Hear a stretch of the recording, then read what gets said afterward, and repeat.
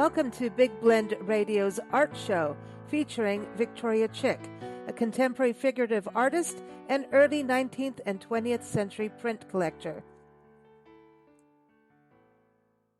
So welcome, everyone. Today, Victoria is going to talk about a new artist to learn about. In fact, one of the pieces of this artist is going into the collection for the Southwest Regional Museum of Art and Art Center.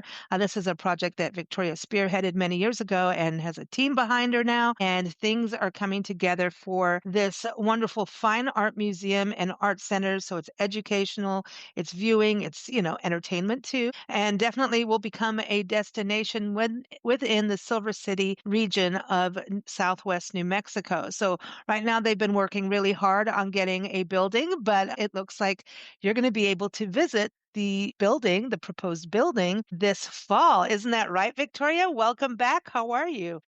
Thank you, Lisa. Oh, yeah, we're so excited about being able to have this 2-week opening of our museum, so that people can see the actual building that we're going to move into. And we're not quite ready to move into it, but we've got this. We're going to have a mock museum opening, and we're so excited about it with actual museum exhibitions and stuff. So we are so happy to be able to do this.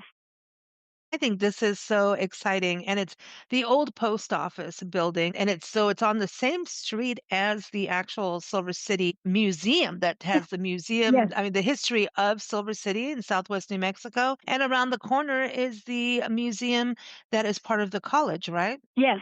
Yes. This Yeah, is so they cool. specialize. The college specializes in the pottery and the culture of the Membrano Indians, and Yeah. also so in all the Indians of the Southwest before the Pueblo Indians. So it's really exciting.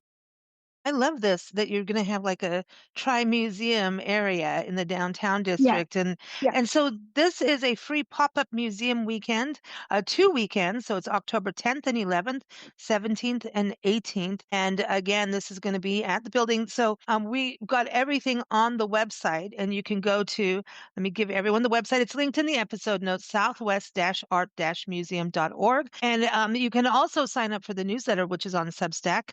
And that link is in the episode notes, and the newsletter goes out today. So check it out. And the article about the artist we're going to be talking about is also on the website. Victoria wrote this, and this is Jack Levine, or is it Levine? I have my own language. No, well, it depends on what part of the country you're in, I think. But he pronounced it Levine, Jack Levine. Okay. Okay, so Jack Levine. So we're going to talk about him. But again, just a quick thing on the two exhibits. I do want to say what the exhibits are about. It was just dawned on me like, hey, so can you tell everybody what these two exhibits are? Because they'll be showing for both weekends, right?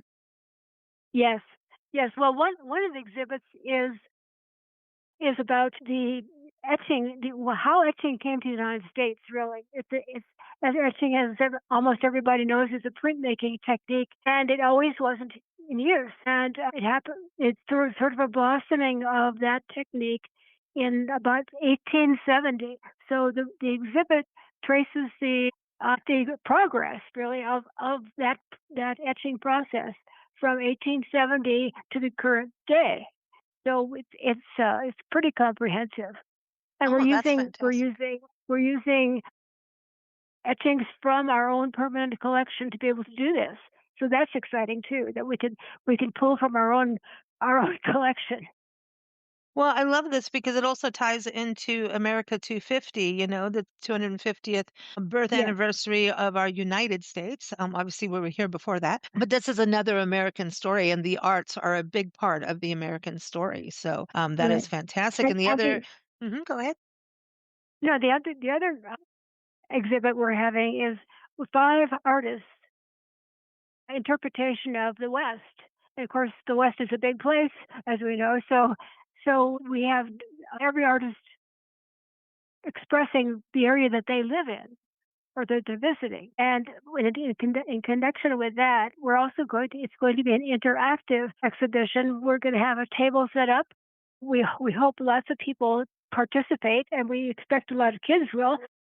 We are going to set paper and art materials out on this table and all kinds of things to mark on the paper with and ask them to interpret what they think the West is. Hmm. So it'll be fun. That's cool. That is really cool. So I love that you're getting the kids involved, and that is something that even expanded over the goals of the museum, right? It became part of, a fine art Yeah. museum, but then the education component, which is also very important for your region, right? Because we've got a lot of little communities, ranching communities spread out in the southwest corner of New Mexico that don't necessarily Yes. have art education delivered to them very easily. Yes. Yes. That's true. And that we're trying to fill a need there. That's awesome. That's awesome. So the other part is you've got we're going to talk about Jack Levine, and then you also have some more art. You've got Walt Kuhn, a print from him, and five prints by lithographer James Brooke. It's amazing how your collection is growing. And then you've also got the oil painting editions. One is from Frank Lucian Heath. I think we've talked about him before, Yes. and Missouri artist Joel Sager. So a lot of new art coming in. So you need this museum. I mean, people want to see it. It's great to talk about it, but here's the thing: you can also go on the website, and it is Southwest Regional Museum of Art and Art Center, and see some of the art. They also have the C.N. Flanders Art Research Library, which is incredible. So this museum project is just it. You've got to be pinching yourself right now, Victoria, to see it really come to Well, fruition. yes, yeah. We kind of sit around our board meeting pinching ourselves because we've come to a spot we didn't know we'd ever reach, and was certainly a way to go. But we are real happy with the progress that we've made, especially this year, and we are really looking forward to plunging farther ahead. I love it. I love it. Well, let's talk about this wonderful art that you have from Mr. Levine here, Jack Levine. Let's talk about his work and even the piece that you have, which is the Texas Delegate. We'll talk about that, but that's a lithograph printed in 1970. But he was born in 1915, right? Right. Right. Ah, that He lived a pretty long life. He just died, in 2010. So he lasted a long time, and he painted a long time. So his career, I mean, he did so many drawings, so many prints, so many paintings. They're probably mostly on the East Coast because he was a New Yorker. But his work was enormous that he did, and I came across him. I happened to be looking, as you know, I like to look for prints, and I look for them in various places. But I happened to see this one at a yard sale of all places, and I had heard Jack Levine's name. Of course, I heard of Jack Levine back in the 60s and 70s when I was in college taking college classes, but but this was a personal artwork I saw. It was for someone. They described the person's name, who they were giving it to, and I'm sure there was a veiled joke behind the print, because that's typical of him, because he was a very satirical person in all of his work. So I bought that one. I had to have it just because I heard of him and because it was funny. So I bought it. It was an etching, and then I would, as I looked at prints, I saw more and more, because I knew his name now was jumping out from everywhere. So anyway, I had a chance to buy the Texas Delegate, which I think is a great, isn't it because amazing? Gosh, yes, I mean he captured. I don't say a certain person. It's not a particular person, but it's a particular type of person, and you can see that type really so well in just a few lines that he put on the paper. So I think he did it all of his life. He was kind of poking fun at politics and poking fun at, you know uh, people who were corrupt, to people who didn't do what they say they were going to do anyway. So anyway, he's does a great job at that. I have never seen one of his paintings personally, and I wish I had because all I've seen is reproductions, and as you know, they don't really tell the whole story when you look at them. So I would like to see one of his paintings because people they described him when I was doing my research. He was described as a realist, and how they talked about how he hated abstract stuff. But I don't see him as I see him as realist in what he was the subject matter. But Mm. it looks to me like he's more expressive when he paints. But because his brushwork is very loose, I just see him as expressive in what he paints. So, but his etchings can be very simple. He did all kinds of print work. So he did lithographs, he did etchings. I don't think he ever did woodcuts, but his style depending on what the medium was. Because with etching, he could more easily work in well, let's see, I'm not going to use the wrong word here, description, but he worked looser. Worked looser because he could get more tones of between white and black. So, um, and his lithograph is very sparse in line, but every line is absolutely perfect. It tells he there's an economy of the way he worked with line, and he didn't need a lot of lines to express what he wanted to express. So anyway, it's hard it's hard to talk about art when you're not looking at it. So I hope that when people listen to the program that they're also seeing the Texas delegate. I love the Texas delegate. I mean, it just sitting back with a cigar and it just shows how less is more when you do art. Do you Yes, know what I mean? yeah, it is. Because Yeah, he's just it's every line it looks very sketchy, but every line is meant to be there, you know, yep, and how he did that. So I love it. I love it. It's just it's funny, you know. yeah. So did he mostly do that kind of art? I know that you said he was also a painter, right? So, but how did he get I started in art? Go ahead. so I think I believe he. I would have to say that he did more paintings than anything else. That's why I wish could have already seen them in person. But he did a lot of prints and printmaking because he used the subject matter that he used. He was it was suited for printmaking. If you think of prints going way back, Daumier is one, a really good one. The prints were for distribution. They were usually trying to change somebody's mind or show them something that they hadn't thought of before.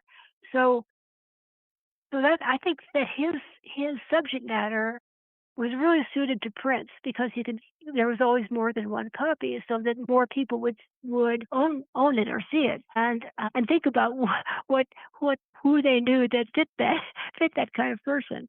So I think he's I'm not sure when he started printmaking. I'm not Ah, sure.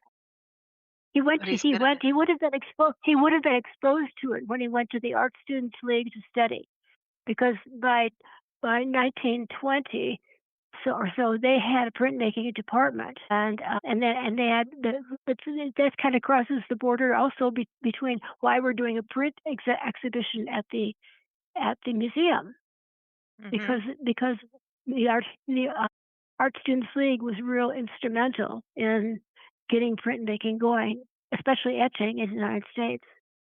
So anyway, I can't. Yeah, But you good?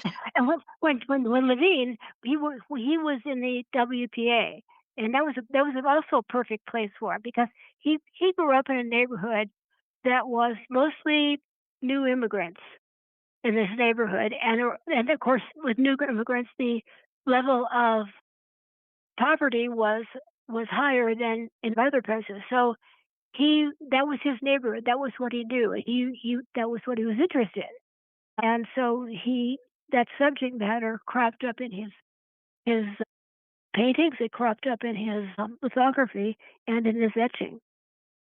See, that's it's fun. It's fun. I would have liked to have met him.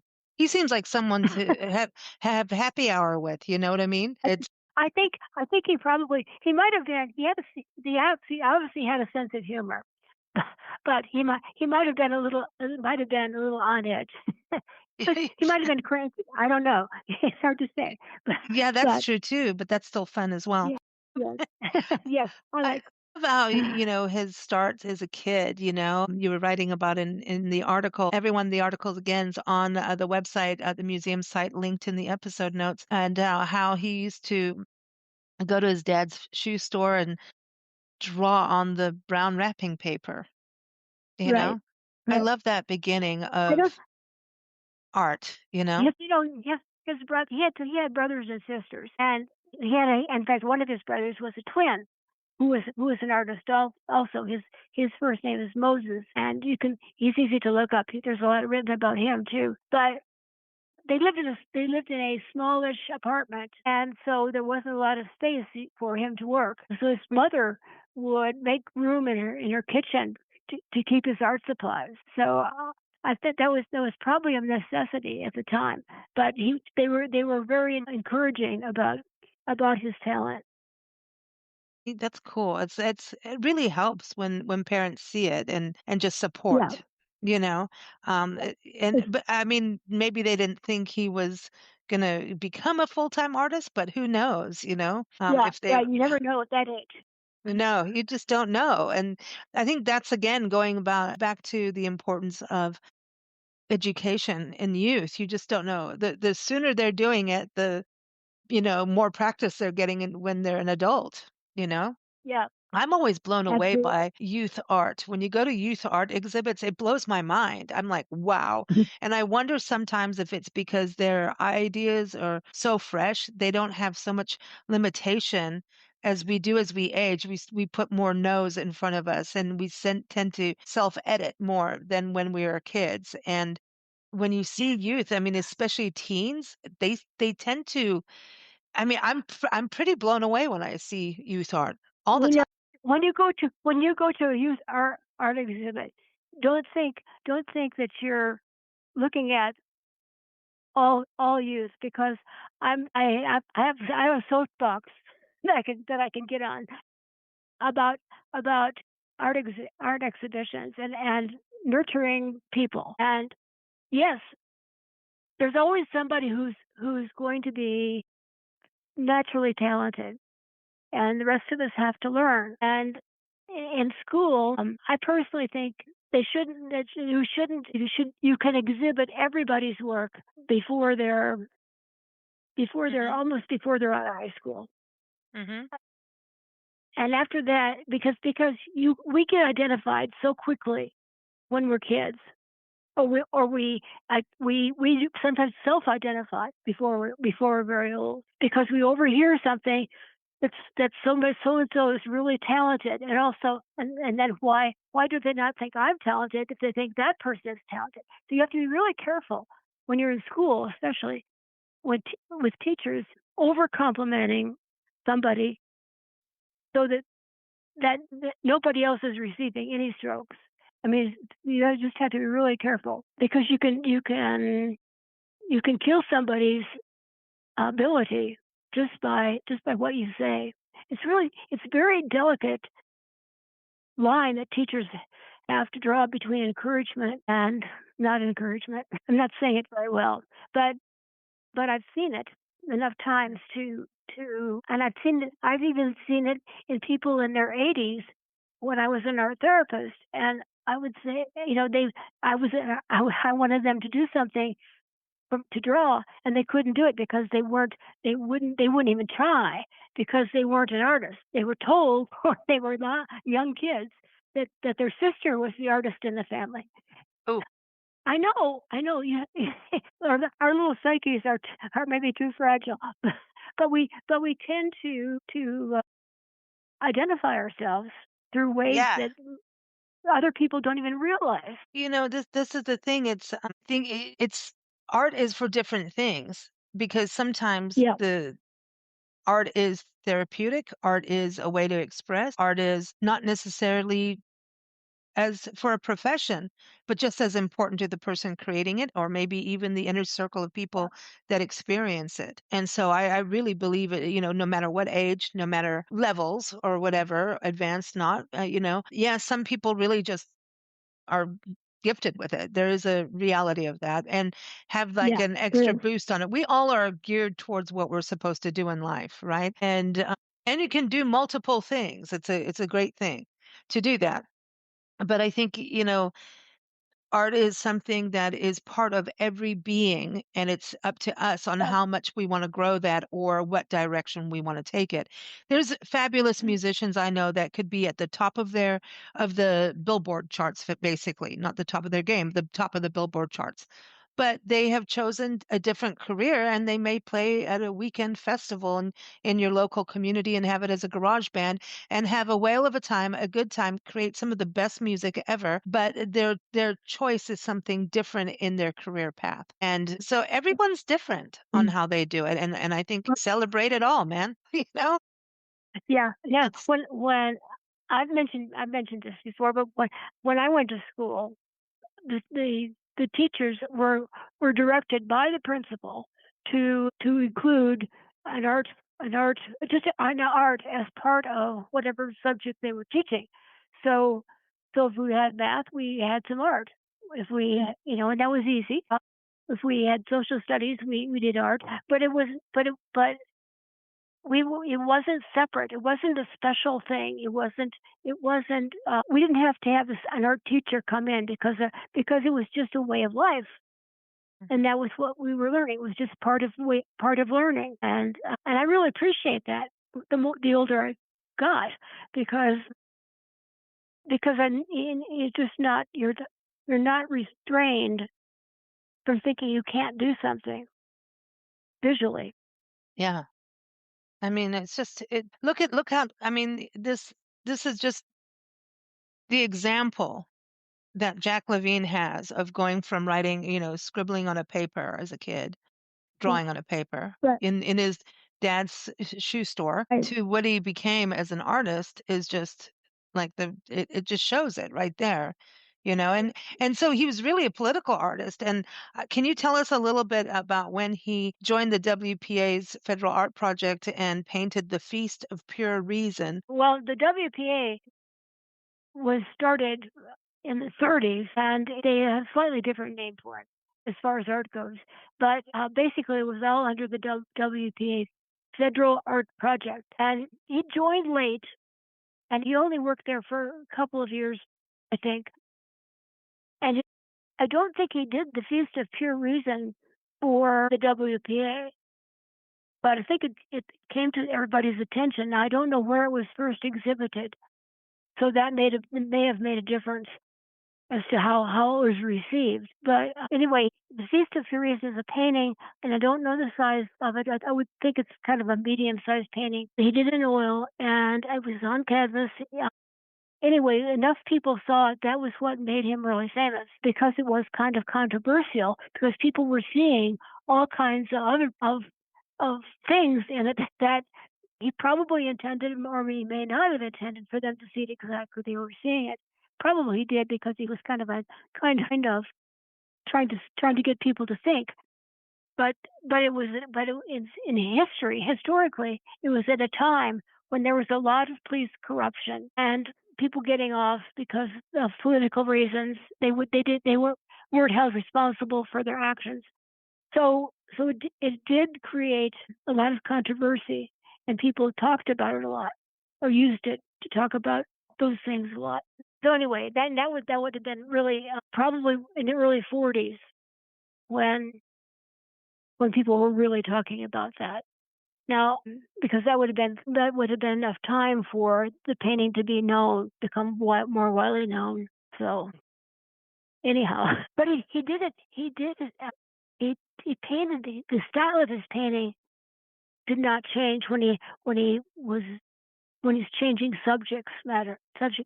He always had kind of a sympathetic, even when he was painting corruption. He there was I think there was, to me, there was a sympathy in the way he applied the paint um, and he looks like he mixed a lot on canvas so that the edges were soft. Yeah. That's so that's where maybe using even a palette knife or no? When or is he No, I using a don't know. I don't see that. I see him using brushes and just mixing it or on just the actual canvas itself or mixing it on a yeah, palette? blending it. Okay. Not that his initial mixing was on a palette, but he did a lot of softening of edges and Mm. working one area into another area. Okay. Yeah. It's I mean, it's what a I'm gonna have to put a link to it for people to see because what a piece. I mean, Yeah, and and the when you look Texas at it, delegate looks like the one actually, one of them in there, you know, okay, in a weird like a one of the in a way, if I'm looking yeah. at the right picture. Yeah, yeah, I am looking at the right one. I think he's just kind of wanting to buck the system of leadership, you know. It's kind of like everybody's Well, so conspiring on what we're going to be, you know. and at that time there was a lot to buck, you know. So I mean, obviously he had strong opinions about it.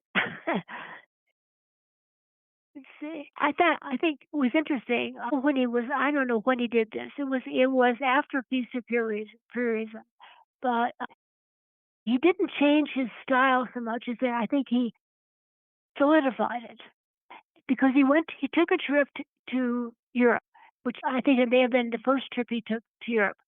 So he's going back to where his parents grew up, and that was probably why he went. However, he went to all these museums, and he was able to study old master paintings, and he changed his development of the idea that he wants to do people, and he wants to that people are his main reason for painting. And because to him, people are really interesting. So when he sees the old master paintings and the people in them, it solidifies that idea.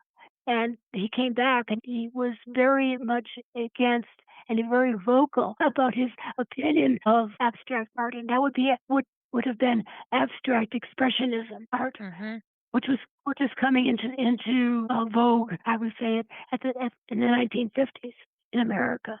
Excuse me. So I thought that was interesting. He really he went back 5 centuries, 4 centuries, and 5 centuries to see what was being done then, and he evidently really affected him. Yeah, I think it's again another lesson of how the arts tell history, talk of Yes, the times as well. I love his art.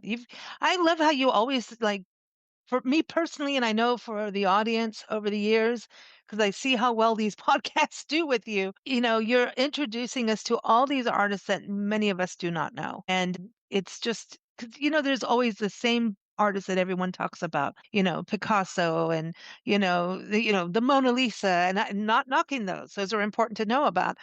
But I love right. hearing these stories behind the artists and getting what we can to understand their process and why and what their viewpoints were. And I love artists that actually do depict the times too, whether it's Right. nature or if, landscape or something political like this. I always find this is fascinating, man. This is so cool. So now you get, I mean, what I love is too, the other one part is that you have the Texas delegate in your collection for the museum. And you're Yes. right next to Texas, so that keeps the Southwest theme a little bit here. But also his work is, he's not completely unknown here, but his No. work is in some major art institutions like the Art Institute of Chicago, the Museum of Modern Art, Metropolitan Museum of Art, National Museum of Right. American Art, the Hirshhorn Museum and Sculpture Garden, the Brooklyn Museum, the Phillips Collection, the Whitney Museum of American Art, the Fogg Art Museum, the National Gallery of Art, and now the Southwest Regional Museum of Art. What good company you have. Isn't that amazing? We have excellent company. I don't know how they would think of it, but at this I, point, but they will I think of it love because it. when we get all done with our museum, it'll fit right in. You go, girl. And to the team behind you, the board of Yeah, directors, everyone making this, happen, and the community and the people working with you on the building, the actual building for the museum. I yeah, think it's fantastic. And it's a story of what a community can do. You see a hole, yeah, how do we fill it? You know, and it does yeah, take a village. It is not, you had an idea and a passion for it and you went for it and just didn't stop. It had to change shape here and there, but I think it turned into something, way bigger than first started on and well, fantastic. it's really, it's wonderful to be able to open up for even just for 2 weekends, because people can come inside. They can see the space, and we have visionaries in the Southwest who can visualize what something can grow into, and I'm very happy about that. We've got it. We've if in a post office, we any post office that you go into, you don't know what goes on behind the public wall. And so this particular post office, it was built in 1934, and it had 10 steps, a stairway of 10 steps leading up to the door. And so one of the things when we purchased the post office is we're going to be getting rid of those steps, and we're going to make a plaza in front, and we're going to make a garden area and a walkway into to the front door from a different direction. So there's no so we have don't have to we can fulfill what I think is our obligation, and our not just our obligation, but our heart, to provide a way for people with disabilities to get into the museum to see the art, or even to buy a stamp. In 1934, nobody thought about ADA requirements. So Exactly. if you were in a wheelchair and you needed a stamp, somebody else is going to have to get it for you. So that's a major change to the building that we're going to be doing, and making it welcoming and possible for everybody to get in that wants to. Mm. So, and then the area behind the front of the post office is a huge room with a beautiful elmwood floor and gorgeous windows, and a couple of skylights. So Ooh, we have an open space, and we're going to put many of the walls will be movable, so we can adjust our exhibitions. fantastic. It is. At any given time, we're going to have at least 3 exhibitions going, and we're doing it. We're going to one of those gallery spaces will be changed each month, so that there'll always be something new, and there'll always be something that people maybe want to come back to and take another look at.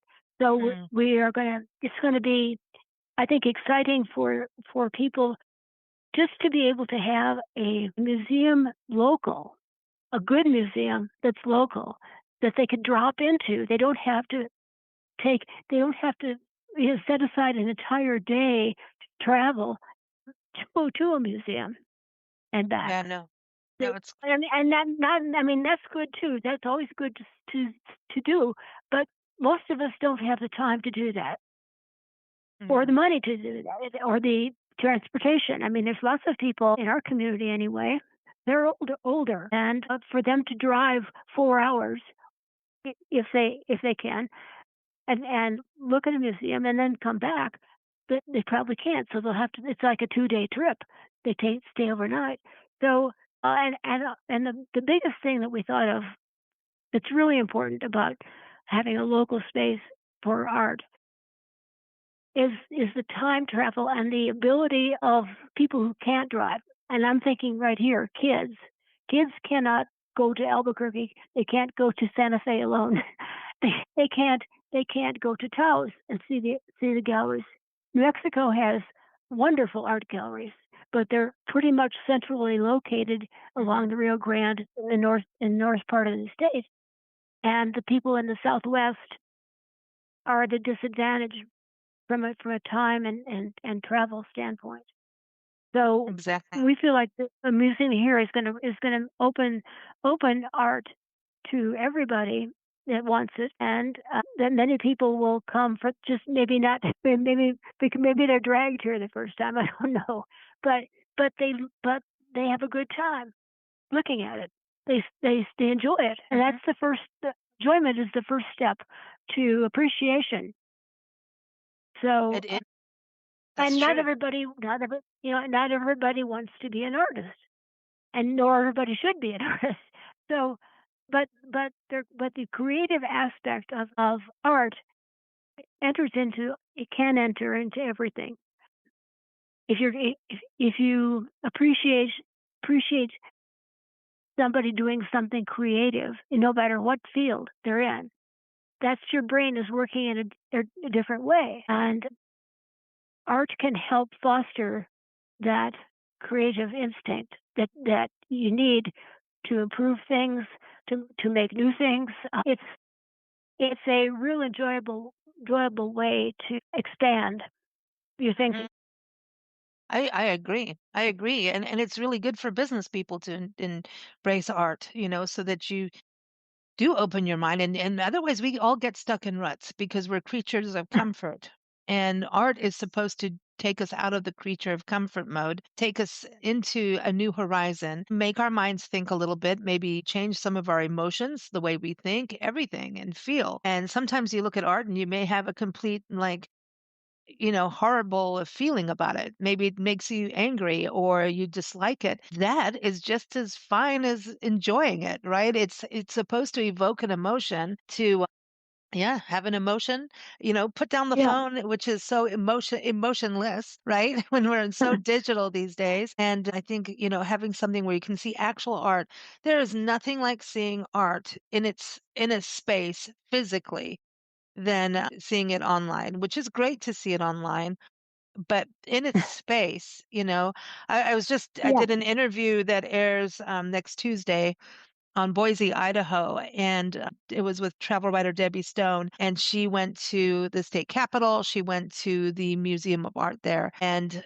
she was talking about the fact, and she was also a curator at the Georgia O'Keeffe Art Gallery Museum in Santa Fe. And she says, every Mm. time she walked in there, she's not a docent there anymore. She moved, but she said the value she was talking about the value of the art museum as a visitor and also someone who is a local. And she Uh-huh. goes, she always makes a beeline if there's an art museum she wants in, and she goes, because you'll see something different, and often there'll be something that is more local, so you get to learn more about the region through the art.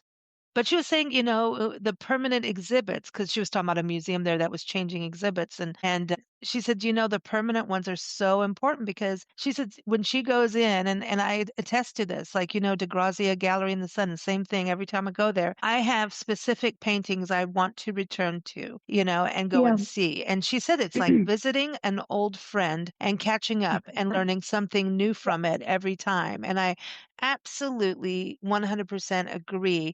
And then you can never there's just no, and that's why we purchase art for our homes and our offices, because every time we look at a certain piece, there's a feeling connected with it. And you could look at a piece 100 times, 1,000 times, and still see something new.